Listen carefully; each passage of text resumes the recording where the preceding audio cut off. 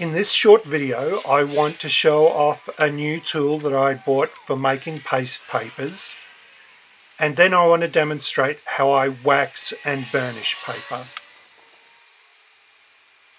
Recently I was putting an order in with a wholesaler for some cutting tools, and this wholesaler seemed to specialize in painting equipment, as in painting houses. And they had this decorative roller, and I thought it might be a useful tool for making paste papers. I'm not sure how it's used in interior design, but it's just some sort of silicone rubber roller with a pattern on it, and I thought it looked like it would produce the sort of pattern you would see on traditional paste papers.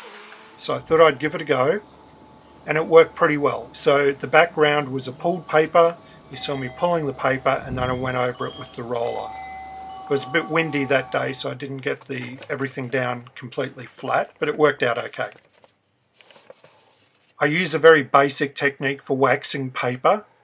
I just use beeswax and a scrap of soft cotton cloth. This is a scrap left over from a project, and I'll just rub wax onto the cotton cloth and then vigorously rub that into the paper or onto the paper. The appearance of the paper doesn't change dramatically. Maybe it's slightly shinier, but it is still a very matte shine. The feel of the paper changes quite dramatically. It feels much smoother, and it just has that feel of being waxed. It's certainly not a heavy coat of wax. It's very subtle. I know some people melt wax and put it on paper. I'm not sure I like the idea of putting that much wax on paper.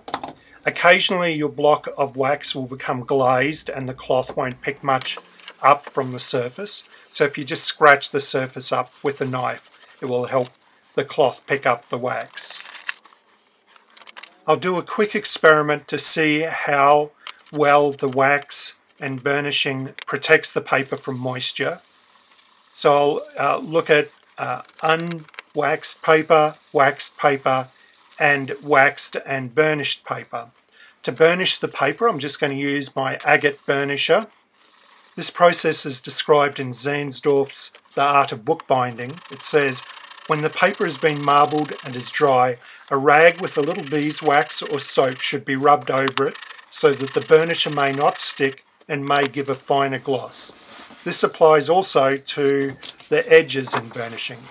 Marble paper manufacturers burnish the paper with a piece of polished flint or glass fixed in a long pole working in a socket at the top, the other end resting on a table which is slightly hollowed so that the segment of the circle which the flint takes is exactly that of the hollow table. The paper is laid on the hollow table and the burnisher is worked backwards and forwards until the desired gloss is attained. I usually only wax paper and burnish paper for special jobs. Burnishing is very time consuming. So let's look at how the water affects this now. So most of the water shakes off of the paper in the waxed and burnished areas, whereas water has clearly been absorbed in the unwaxed area. It's easily wiped off with your hands, and then the waxed and burnished area show no sign of being wet, while the unwaxed area, clearly the water has penetrated into the paper. And so the main reason I wax paper is for this protection and also for the nice smooth feel that it gives the paper. And if I want a super smooth shiny finish, then I'll burnish the paper as well. So I made a fair bit of this paper in 3 colours. So this will be an option for the Master Bookbinder level Patreons, and I'll be sending that out in the next week or so.